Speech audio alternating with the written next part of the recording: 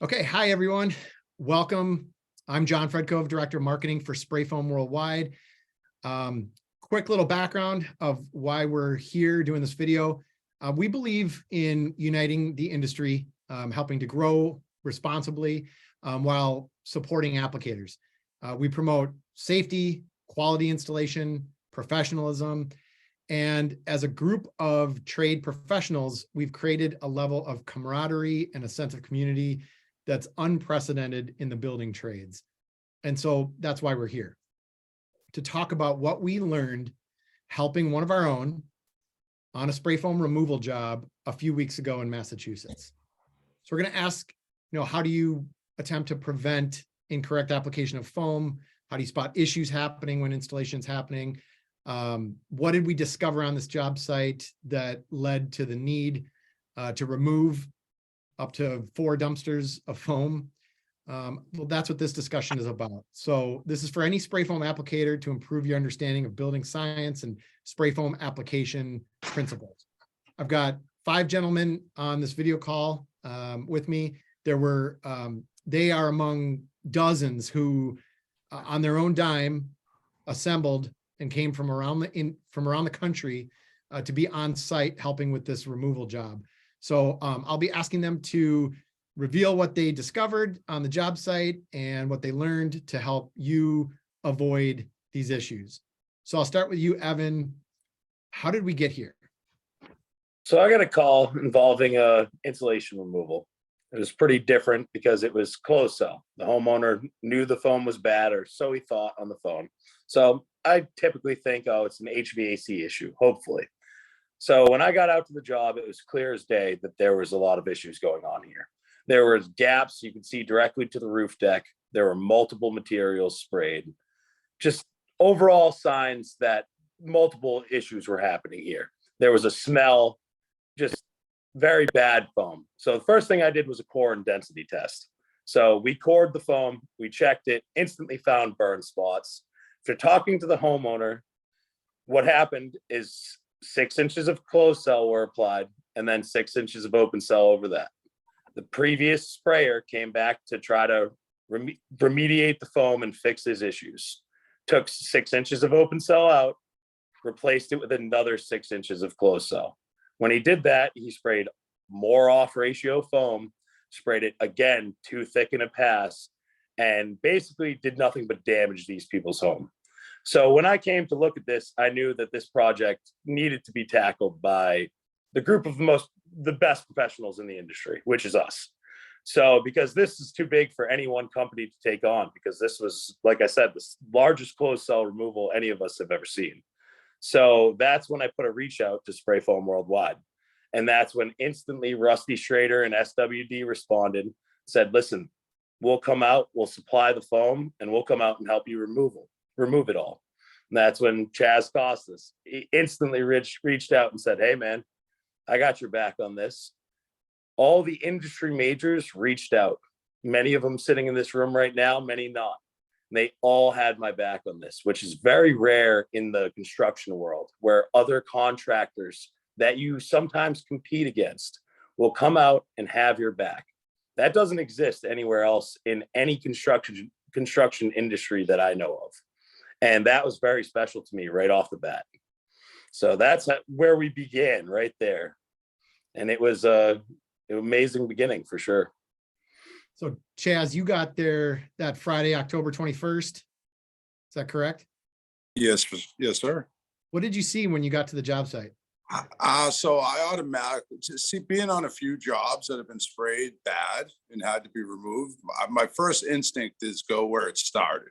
So I go right to the sheathing to check out what's going on.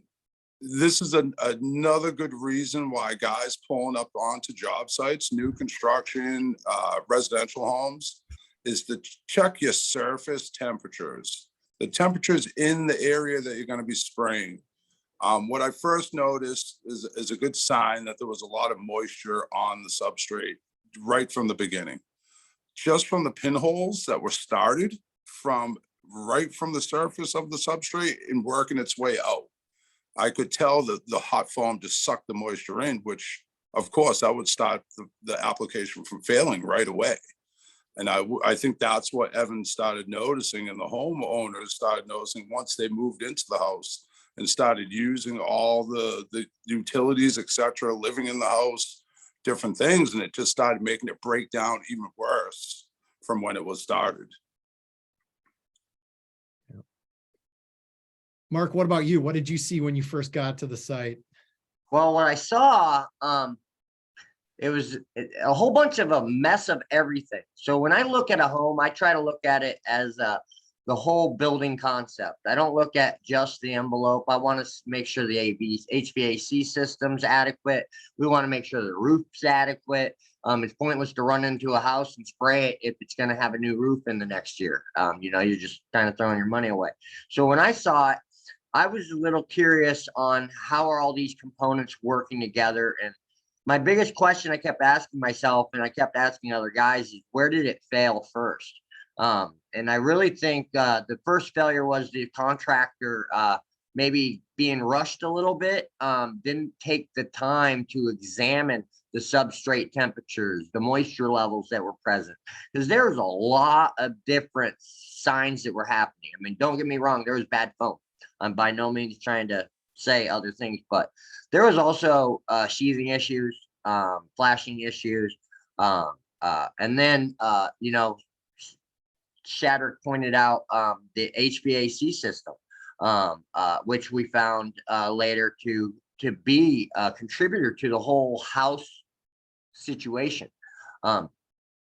So seeing the multiple ways that the foam was done wrong in conjunction with trying to, you can't manage an uncontrolled system. Evan made a point on it's kind of like the human body.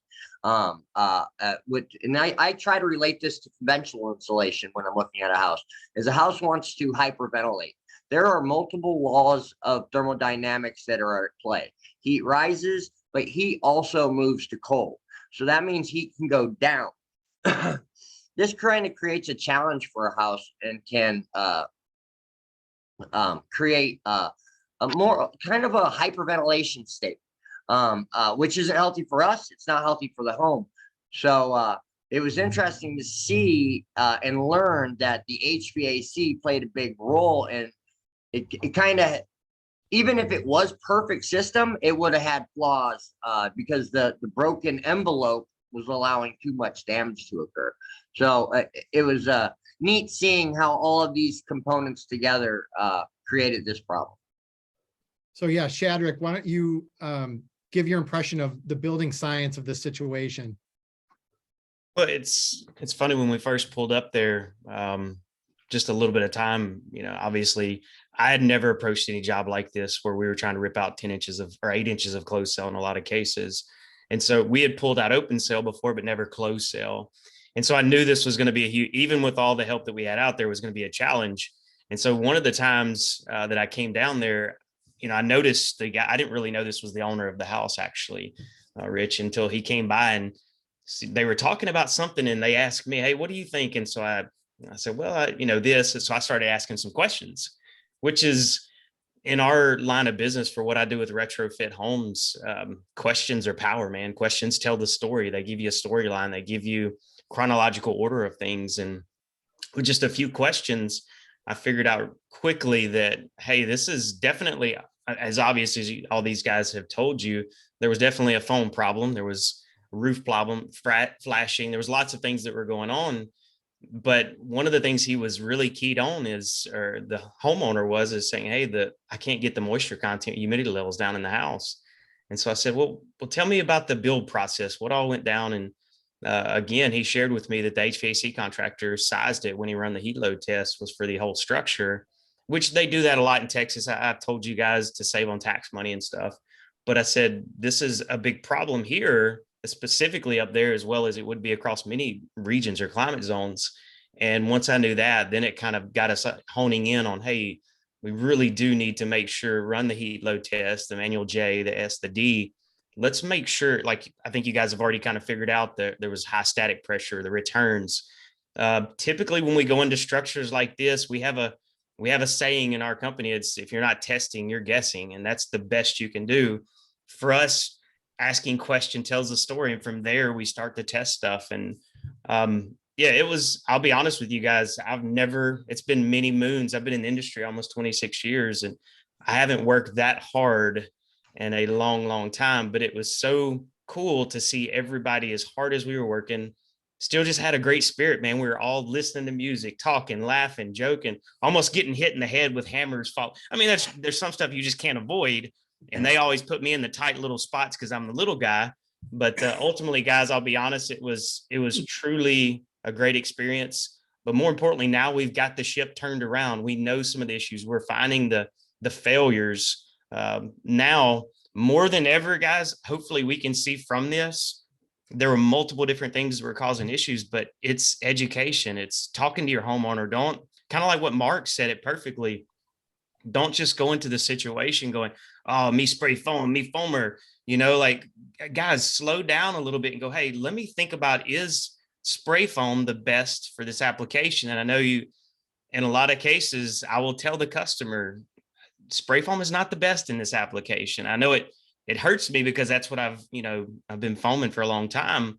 But in some cases, a lot of factors kind of calculate into if foam is the best for this. And so, sorry, I got on a little rabbit trail, but that's ultimately what we found was the HVAC was a major contributing factor. So, Yeah. And before we talk more about the failures and some of the other discoveries that were made on the job site, Jason Lawrence, Insulation of Maine, same climate zone, right? We're actually, I think that's climate zone 5, right? Oh, okay. Correct. Yeah. Yep. We're well, in 6. So, I mean, it's a little bit, established- some differences, but yeah. Yeah. So established company, years of experience. I think you've got a pretty big operation. Let me just ask you, so how do you approach like the accountability aspect and training your crews for any new contractors that are out there that are, involved with getting training or getting their younger, less experienced crews up to speed? How do you approach that? And how do you take on the responsibility and the accountability aspect? Well, it's, really, it's kind of hard in our industry because, I've brought this before different organizations, SPFA, ICAA, and things like that. And nobody really wants to take on the word licensing. And it's a scary word for some. It's going to come eventually, but, and I mean, that's another topic, but up until that point, we don't have a training industry out here for us. We have to train from in-house out most of the time, and might send a guy off for a 2-day training, a 3-day training, an online training, but it's really not comprehensive, and it doesn't make a systematic approach throughout the industry. Because and I'm not going to pick on SPFA a little bit here, but they have this great program, and I'm going to say it's a great program. But what brings a guy to that program? He can go and read a book, he can do a little bit of on-site spraying, and he can get his certifications. And I'm not trying to down them, because that's great. That's not deep enough. And when you take a guy that we came into the industry, I came in through an IBP branch, and this is how we grew our own branch afterwards. You have to get them into these programs as many as you can, and you can never get into enough of them, because they all have a little different nuance on how they train. Maybe this one's big on safety, and that one's big on gun breakdown, on the ABCs of how the day starts, the standard operating procedures. They're all a little different, and so you have to put them through as many as you can. And so I think that one of the failures here in this project, and ones like it, I mean, there's I think Mark brought out, every bad that could happen was on the site. I mean, there was burnt foam, there was high lifts where they shouldn't have been high lifts. And there was sandwiched closed cell, open cell, closed cell again. every bad that could be in a job was here. And so probably the parameters on the heats were far off. Obviously I didn't see all the depths of the foams that these guys did before I get down there. But what I did see was all of that. And that was in a smaller window of what was there. And so this should be accountability, not just from the owner, but to the installer. Who is the installer? Who is the helper? What does he know? And so I think, for me, I think you have to create it from inside, but you have to create a culture that helps them understand the basics of building science. Because, I have blow crews go out and they do this section. Well, the spray crew goes over and does that section. But I've worked for other outfits that this is my part. I'm not going to pay any attention to this. And then you have big gaps in the envelope and major failures. And, so especially when you have what like Shad brought out and Mark brought out the HVAC systems, when they're not tuned right and you have breaks in that envelope, you have bigger failures. So I having everybody accountable on every truck. I mean, if I yell at somebody, I'm yelling at the helper as well as the guy that's been here for a long time. They're both at fault. And the new guy's like, well, I didn't know. Well, you should have known. If you didn't think it looked right, tell him. If you think something's off, say it. I said, because I want everybody to be, I'm going to hold everybody's feet to the fire. And that it should have been done in this job. Somebody should have spoke up at some point and said, hey, and if they didn't have the balls to say it to their boss, I would have gone to all the customers and said, listen, my boss is a jackass. He doesn't know what the heck he's doing. He's putting some bad stuff in here and he's going to make you sick. We put in a product that is nothing like any other product that we can make a home beautiful. We can destroy a home as seen. And it doesn't take much to destroy a home by being a little bit off.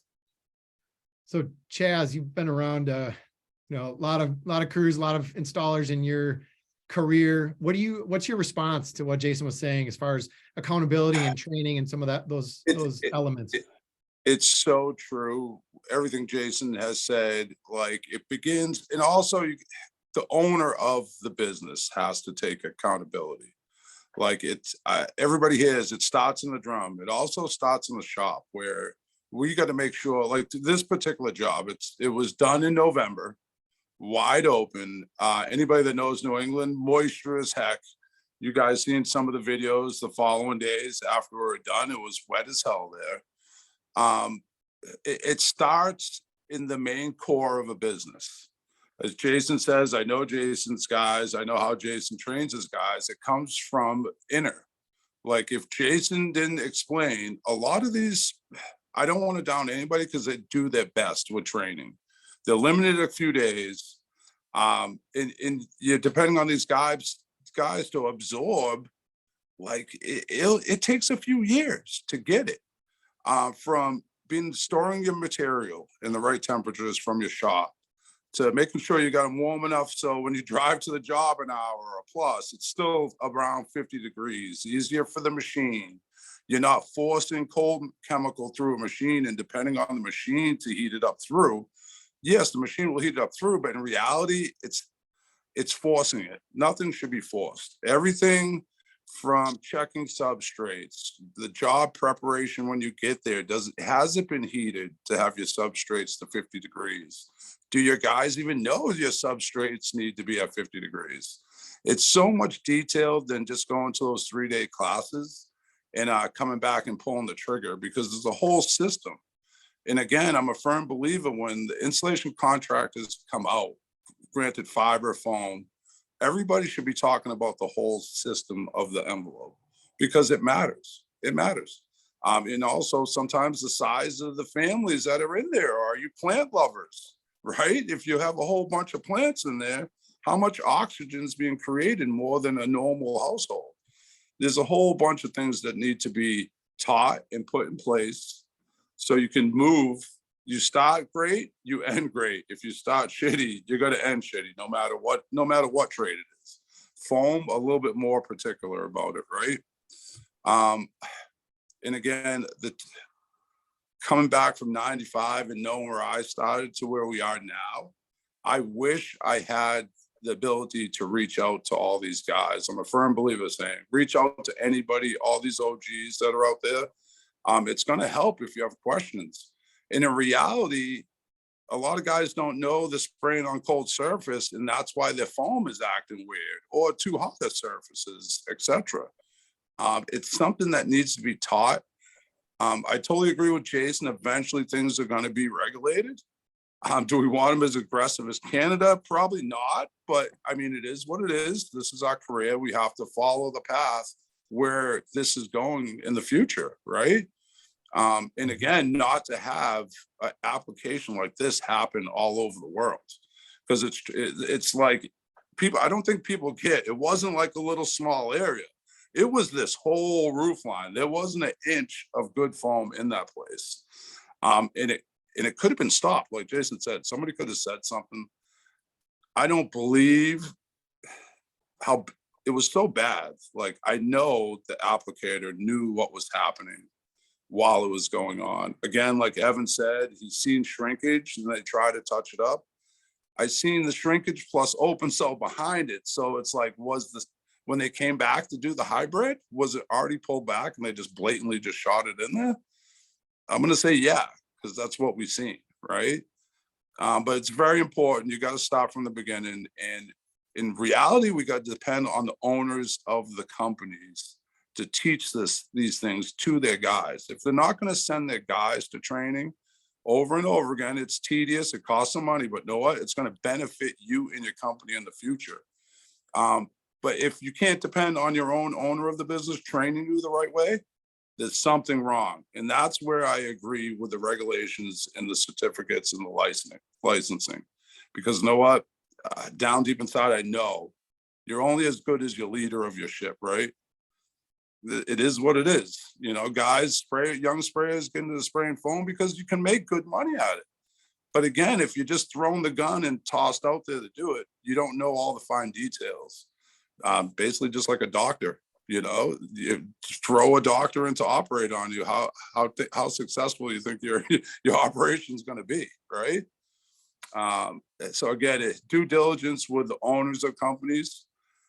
And again, like this job, I don't believe the owner was out there, but maybe, you know, and allowed it to go on. So it's kind of tough. Who do you blame, the applicator or the captain of your ship, you know?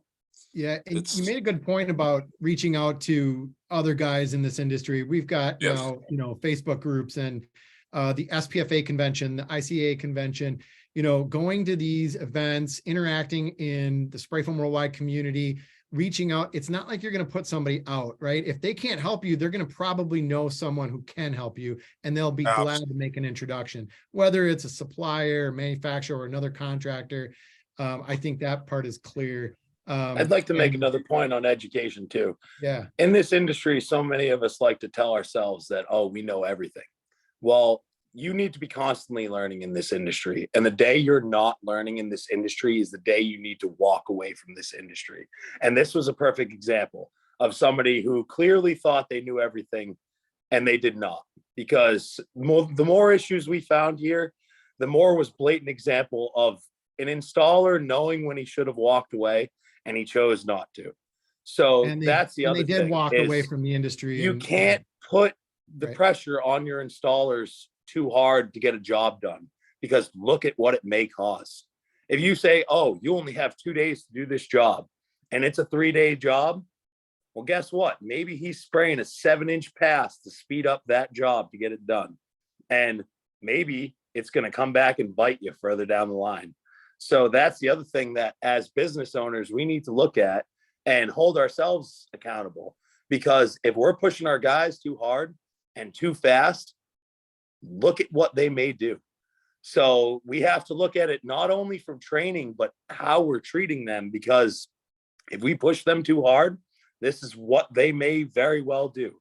And that's something we need to step back and have our project managers and our job site supervisors look at and say, listen, we need to make sure our quality is there with quantity, and make sure we're not just focusing on pumping out as much foam as fast as we can, because in today's day and age, that's not what we need to focus on. We need to focus on quality, because otherwise more and more of these issues are going to arise. Yeah, no, I'm very shocked going back on that, the pushing of materials and stuff like through this whole house. I'm really shocked those guys didn't actually set the house on fire and kill themselves. Absolutely. Because it was like, while they're spraying, the stuff is occurring inside the foam, and it's like, really? You're putting your life in risk, and owners of the businesses need to understand that too. What is it more worth, the money, the coin that you're going to put in your pocket, or your guys' lives? Yeah, that's huge. That one day how do you that you're balance speeding that? up the job is going to cost you a lot more than one day. That's for sure. Absolutely. Further down the line. The hardest thing to teach an installer is when to not pull the trigger. Exactly. They just think, oh, pull the trigger, and everybody thinks if it ain't flowing, you ain't making any money. But it's important to know when to not pull that trigger, and I preach it constantly. Know when to not. You listen to the sounds. Everything's talking to you. Your machine's talking to you. Everything's running. Pay attention to how all of those work together, and don't pull that trigger if you're not 100% sure that you're ready. Yeah. So Mark, break that down a little bit more. What if an installer is watching this? What else can they, it's extremely important for an installer when they approach to examine the home. One, make sure there ain't any roof leaks. You don't want to be installing where the roof's leaking. Making sure that the substrate's in proper order. It states it right in the SRs. Hey, make sure it's a clean, dry substrate. So if you're not testing it, like Shadricks said, you're guessing. You should know exactly what you're dealing with. And it actually makes your job easier once you know it. Once you get used to, hey, I know when I have a 109-degree substrate around, 109, 115, I should be around this temperature when I'm spraying my chemical, because it's going to react differently, because the exothermic heat's going to react faster. Higher heat, faster reaction, slower reaction. So it's important that the installer look at all those aspects. My guys I have 3-page list. You have to go through and look at measure dew point, measure substrate. I want to know all this stuff. I'm like, why do you need to know that? Why do you need to know that? I'm like, because if something goes wrong, I need to know that we process properly. Understanding the process application. Chaz brought it up. Don't wait, have your barrels at 40 and try to drag them into a job site and get them up to 75, 80 real quick. It's not going to work. If you're storing them at 60, 70 degrees, you're going to get where you need to be a lot faster. These machines have specific delta T's to them that they can adjust. Know your equipment. The installer should always be looking at his surroundings, what's around him. And that's what the team's about, with something Jason brought up. Everybody should be putting this information together before they begin pulling that trigger. It's not just the sprayer saying we're ready to go. Time to go. Let's pull this trigger. Let's go. It's the helper saying, hey, I got the preps done. I've collected this data for you. I keep telling my leads, I'm like, it's not you that has to do the paperwork. Make the new guy. It's not that hard. We got a laser gun. It takes 5 seconds to point it at the substrate and write it down. It doesn't take long. Collect your data. That data is gonna, as you learn, is gonna kind of guide you on where you should be at, so you're not spending half the morning trying to dial in. It's all science, it's all chemistry, and it's all relatable and repeatable. So it's not just a flying gun, and unfortunately everybody's a flying gun, and if it's a little bit off, that's not a problem. No, if it's a little bit off, you need to stop, figure out why it's a little bit off, and then address that issue before you move forward. Even if the boss is driving it down your throat, at the end of the day, the installer has to have the power to say, no, this is not the proper situation, this application. So this is where licensing and apprenticeships need to come into play. It's the Wild West over here. Our counties do not require any licensing whatsoever. Anyone can just come out and do insulation. but spray foam is another animal. I mean, I get it. Fiberglass, anyone can install it, but even fiberglass when installed wrong can make a house sick. So it's important to understand what you're installing, why you're installing it. And for God's sake, pick up a manual, a book, read it. I first thing I ever did when I got on a foam rig is I read a book. And they're like, what are you reading that for? I'm like, well, I need to know what it says. I'm like, have you ever done this? Have you ever done that? He's like, no. I'm like, well, you're supposed to check this. You're supposed to check that. Why aren't we doing that? It sounds like it's kind of important. So take your time and know what you're doing. So you mentioned logging data. Any other preparations that you guys do or suggest? Jason, you got any suggestions on preparations or data logging? We use I mean, it's simple, but it's an app called Company Cam. And we all use it. All my team members use it. And so when I go to a job and look at an estimate, I take pictures of everything. I take pictures of the things that I know that we need to address. And you can draw on it, highlight it, whatever. And then when the crews go out, before they go out, I give them the work order. And I give them a rundown of the pictures. See this point, see this point. And while I'm there, I just turn around in circles, take tons of pictures. I mean, I got one job today. We're on, I think, 1,200 pictures on this job site. And so when the spray foamer goes out, or the blow guys go out, or the bat guys go out, whatever, they take before pictures, during pictures, after pictures. And I tell them, stop worrying about just taking pictures of the pretty stuff. Take the pictures of the ugly stuff, and take pictures of things that you don't think are important, because we've had our feet held to the fire by different situations, and not our fault. But yet, when you're sitting across the table from an attorney and they're holding your feet to the fire, it's an awful feeling. And everybody here knows we're at risk every single day. We wake up, we're at risk until we go to sleep. And then we hear a fire truck go, well, geez, did something happen to that house that we just did? I mean, did somebody leave a cord plugged in? So we take pictures of the drums. And so like they take a picture of the drum, they take a picture of the infrared temps, they take a picture of the humidity, the moisture meter. So we want to make sure that we have that data. And we also write it on the job ticket as well, because everybody knows here also, you're going to get bad foam at some point. And when you do, you don't have one of those things. And then the manufacturer will look at you and say, too bad. I'll help you next time. Make sure you have that. What about this huge problem I have? Sorry. So you got to have the data. It's a cover your butt kind of a thing. It's a protection for you and for the homeowner, because if it was bad foam and that foam had to come out and it wasn't anybody on your team's fault, then you have something to go to the manufacturer, say, hey, Mr. Manufacturer, we got bad foam here. You got to do something about it. No, well, here are all the parameters. Now you want to talk to me? And they'll say yes then, but before that, they're not going to.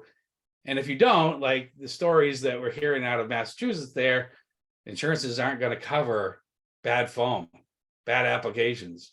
And if we don't have that data, they're going to just say, well, it's a bad application, so it's not covered. And everybody's bad.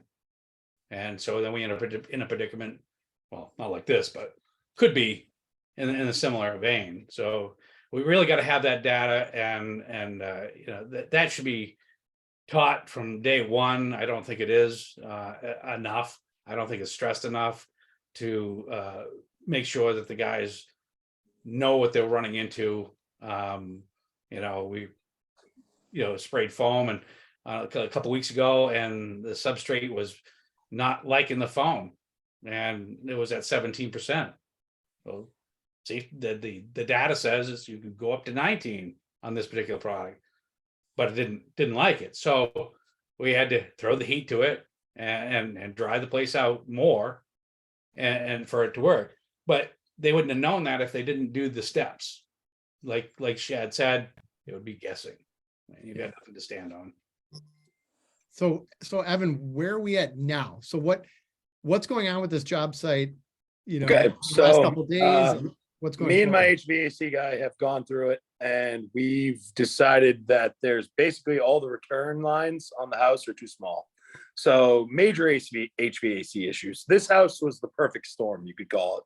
So we had major HVAC issues. We had major roof problems and major foam issues. So in short, what was happening is the system was basically short cycling in a sense that it was adding humidity to the home.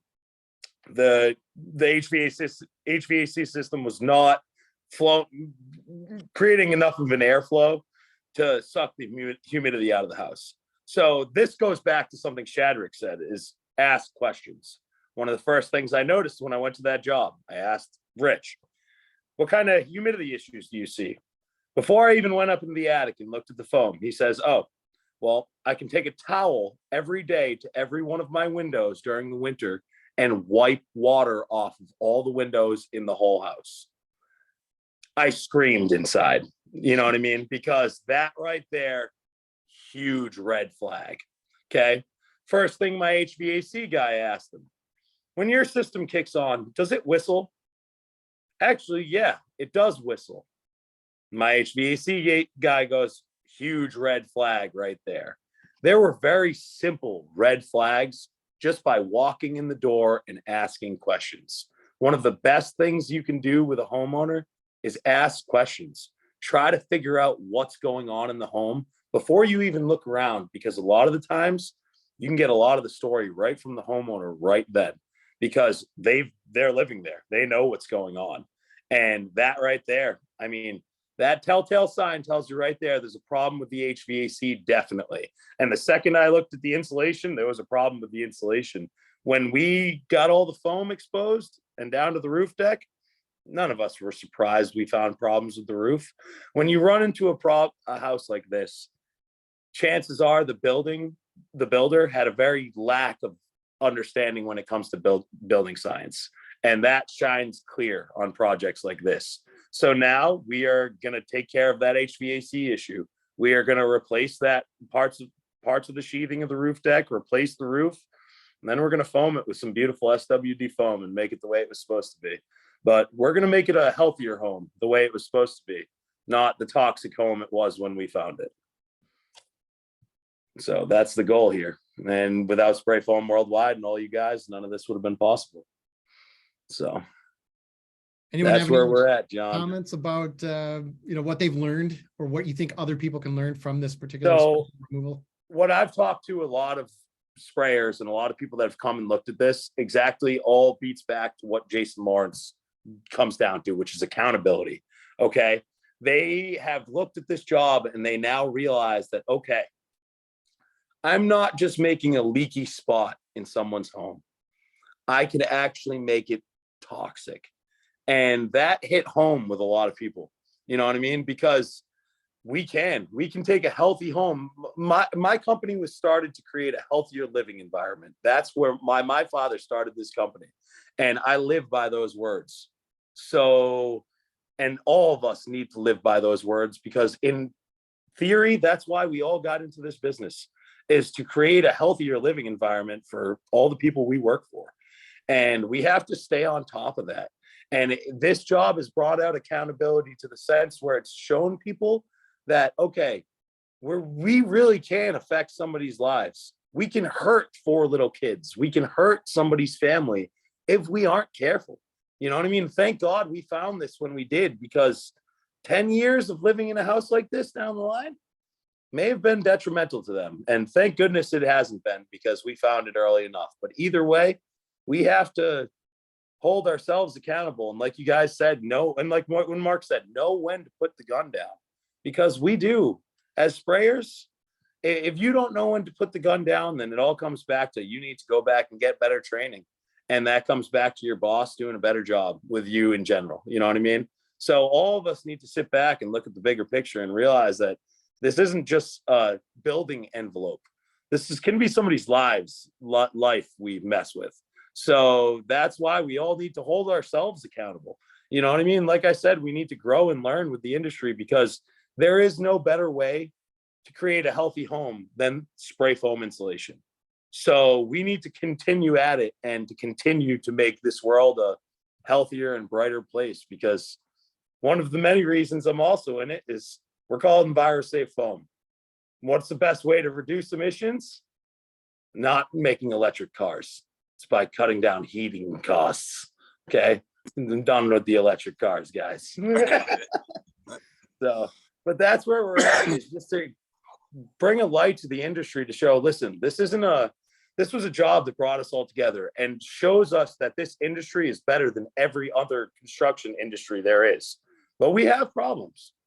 Every industry has problems. Do you know how many roofs get installed that leak right after they get installed? A lot more than foam jobs go bad. So, but the thing is, when they go bad, they can go really south. And this job shows that.